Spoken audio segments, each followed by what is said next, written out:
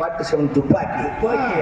இதெல்லாம் பார்த்தால் ஒருவேளை சந்தனக்கட்ட வீரப்பெண் குழந்தையா மயனா இருக்குமோ ஒரு சந்தேகமா. என்ன இருக்குமோ? குழந்தையான மயனோட்டை இருக்கத்தானே செய்வாங்க. குழந்தையா மயனா குழந்தையா மயனாங்க இப்ப சாரு சொன்னா தெரிஞ்சிடும். சாரிக்கிறேன். வீரா உஷா வீரா உஷா.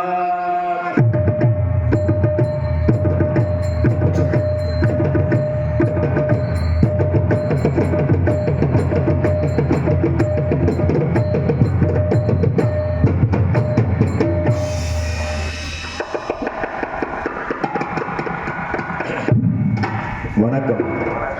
வாங்க. நலமாக இருக்கிறீர்களா? இருக்கான். வீட்டிலே அனைவரும் நலமாக இருக்கிறார்களா? இருக்காங்க. வீட்டில் உள்ள மனைவிகள் குழந்தைகள் அனைவரும் நலமா?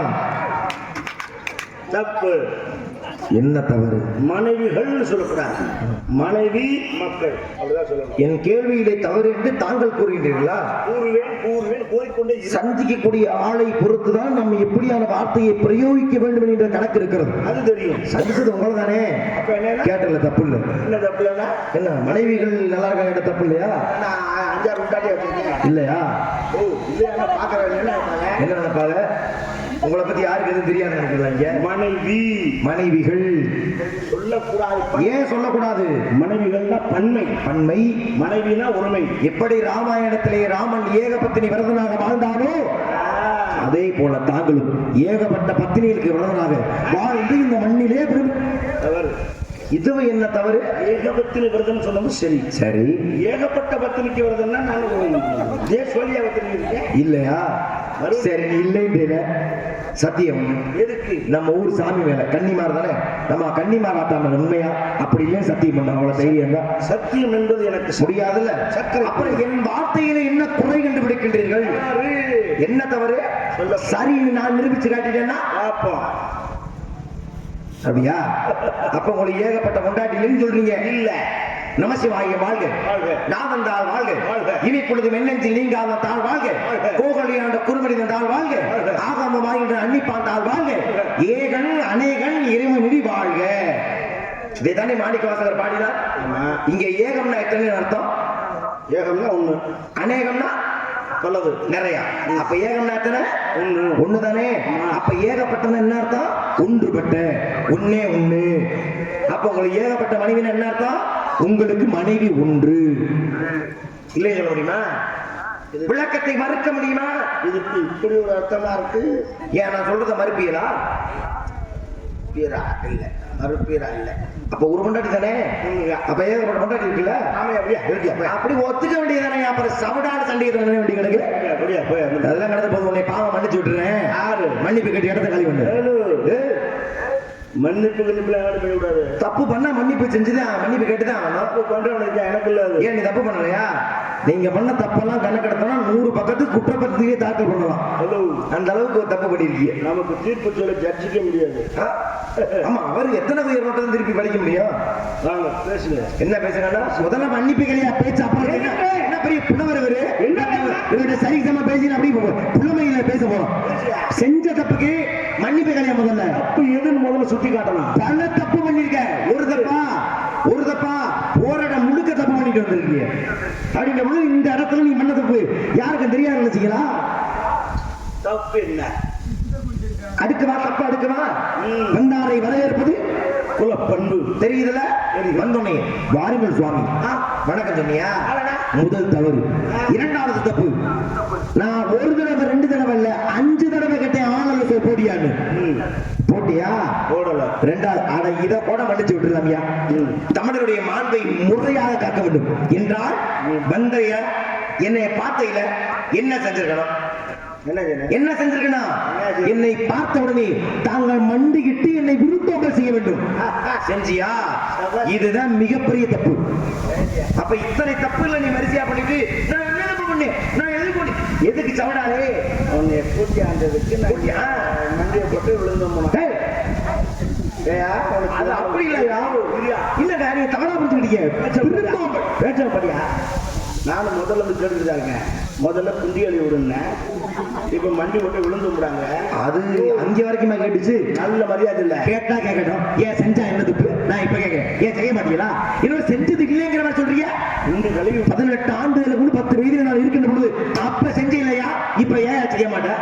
நம்ம மருமையன் சின்ன பிள்ளையா இருந்தாப்லன்னு குண்டி எழுதி விட்டேன். அப்புறம் என்ன? அதுக்கு குதிக்கிறா இல்ல, அதுக்கு குண்டி எழுதுவாங்களா? ஏன் பண்ண மாட்டீங்க? பண்ண முடியாதா? பண்ணலாமே. அப்புறம் என்ன பண்ணுவோம். பண்ணுங்க. முதல்ல குண்டி எங்க இருக்கு? எங்க இருக்கணுமோ அங்கதான் இருக்கும். அப்ப எங்க இருக்குன்னா திரும்பி அந்த எங்க இருக்கு குண்டி? ரெண்டு கொட்டாச்சி நச்சு வச்சது மாதிரி இருக்கு. இதுக்கு கழுவனுக்கு வாலியில தண்ணி கொண்டு வருவாங்களா?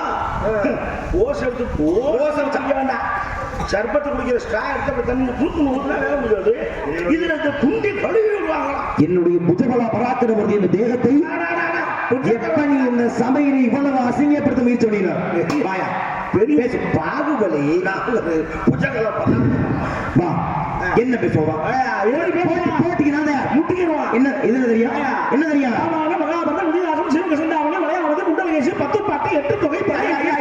இதெல்லாம் இருக்குன்னு எனக்கு தெரியும். இதுல எது உனக்கு தெரியும்? எதை தொட்டாலும் பேசுவேன். எதை தொட்டாலுமா? இங்க பாருங்க, நல்ல பாம்பா படம் எடுத்து ஆடுதுன்னு நாக்கெல்லாம் வச்சு நம்ம படம் எடுத்து ஆடு. ஆசை வேணா வரலாம், முடியுமான்னு யோசிச்சு பார்க்கலாம். நல்ல பாம்பு கடிச்சாத்தான் வச்சேன். நாக்கெல்லாம் வச்சு காதுக்குள்ள போனாலே ஆளை கழுவி விடுறேன். நாங்க அப்படியாளா பேசிக்கிறோம். சரி பேசிக்கிறோம். அதை பத்தி இந்த பஞ்சாயத்து இல்ல. ஆனா சொன்ன வார்த்தை முதலில் தவறான வார்த்தை. என்னவா? மண்டையில கொண்டையில நான் மறுத்தனா? ஒத்துக்கிறேன். ஏன்னா மண்டையில கொண்டை போட்டிருக்கேன். கையில் வச்சுற கட்டை என்னன்னு சொன்னீங்க? காய் எடுக்கிற கட்டைங்க. நான் அணிந்திருக்கும் இந்த யானை என்னவென்று கூறினீர்கள்? AK-47 துப்பாக்கி. என்ன என்னுடைய இந்த அபூர்வ உருவப்படுத்திய இந்த தேகத்தை சந்தனகட்டை வீரத்தை கொளுத்தியவன் என்று கூறியவன் எவன்? அவன் இவன் என்ற ஏகவசம் தேவையில்லை. முறையோடு கேட்டால் சரியாக பதிலளிக்கப்படும். அப்படியானால் என்னை கொண்டு முடிவுகளை தவிர மற்றவருக்கு அதிகாரம் உண்டு. சரியான ஆட்களுக்கு சம்பளம் கொடுக்கிறார்கள் என்றால் அதை கண்டு பெருமைப்படுவோம் நானே. தகுதியில்லாத ஆட்களுக்கு அன்பளிப்பு கொடுக்கிறார்கள் என்றால் அதை கண்டு வேதனைப்படுவோம் நான். எனக்கு ஒரு 10 ரூபாய் அன்பளிப்பு தரவில்லை என்பதை தான் தாங்கள் சூசகமாக சுட்டி காட்டுகின்றீர்கள். அப்படி குற்றமான கணவருக்கு என்ன தெரியும்? உனக்கு என்ன தெரியும்? உனக்கு அறிந்தது, அறியாதது, புரிந்தது, புரியாதது, பிறந்தது, வரலாதது எல்லாம் எனக்கு தெரியும். எல்லாம் தெரிந்து விட்டால் நீர் பேசும் வார்த்தையில் குற்றமல்ல என்ற அர்த்தமா? பெரிய AP நாகராஜன் நக்கீர வேஷம் போட்டு அப்படியே இந்த மனசுல போட்டாங்க. வேலையை பாரியா? எப்ப நீ இந்த மேடையில எதை வேணா கேள்வியோ ஒரே கேள்வி. இந்த ஒரு கேள்விக்கு பதில் சொல்ல முடியாம நீ வெட்கப்பட்டு, வேதனைப்பட்டு, துக்கப்பட்டு, துயரப்பட்டு, ஐயோ நான் எடுத்த மேடையில நீ அசிங்கப்படுத்திட்டேன்னு சொல்லி இன்னையிலிருந்து தாத கவுண்ட் கட்டி நாடகத்தை என் கையில ஒப்படைச்சிட்டு நீ கரூருக்கு ஓடல. உனக்கு அதான் பிரச்சனையா? வாயா பாத்துக்கிறோம். வாயா பேசுவோம். வாயா ஒரே கேள்வி. ராமாயணத்துல கை கட்டா வனம் ராமா, என் மகன் மரணம் நாட்டை ஆள வேண்டும், நீ காலம் செல்ல வேண்டும். அந்த வார்த்தையை ஒருபோதும் தட்டாத ராமன், சீதை, லட்சுமணன் 3 பேருமே வனவாசம் சென்றார்கள். கதை புரியுதா? இல்ல எதத்தால சிரிப்பு? என் கேள்விக்கு பதில் சொல்லாம மாட்டேங்கிறீ. அப்ப தெரியும். செல்கின்ற பொழுது குறுக்கே ஒரு ஆறு ஓடியது. ஆற்றை கடக்க முடியவில்லை. கடக்க முடியாமல் தப்பித்து நின்ற பொழுது அங்கே வருகின்றான் குகன். ஆற்றை கடக்க உதவினார். உதவியுடனே அந்த நன்றிக்கு கைமாறாக ராமர் கூறினார், குகா, நாங்கள் பிறக்கும் போது 4 ஆனோம், உன்னோடு 5 ஆனோம் என்று. கதை நான் சொல்றேன். உன் வேலை என் கேள்விக்கு பதில் சொல்ல மட்டும்தான். சரியா? நீ இப்ப பாரு என்ன கெதியாயிரம் மட்டும் பாருங்க. இப்ப அப்ப ராம் என்ன சவுடால்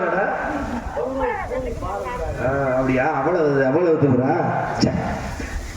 குவன் சொன்னார், ராமா, என்னை உன் உடனே சகோதரா ஏற்றுக்கொண்டாயா? உனக்கு நான் பரிசு தர ஆசை கொண்டிருக்கிறேன். அப்படியா போவா? என்ன பரிசு தரப்போகிறாய் என்று சொன்னே குகன் கொடுத்தால் பரிசு என்ன? அவன் நினைத்திருந்தால் எதை வேணாலும் கொடுத்திருக்கலாம். அதை நான் கொடுக்கல. அவன் கொடுத்தது ராமனுக்கு மீனையும் தேனையும் கொடுத்தான். எதை வேணாலும் கொடுத்திருக்கலாம்ல. ஏன்னா அந்த காட்டுக்கு அவன் ராஜா.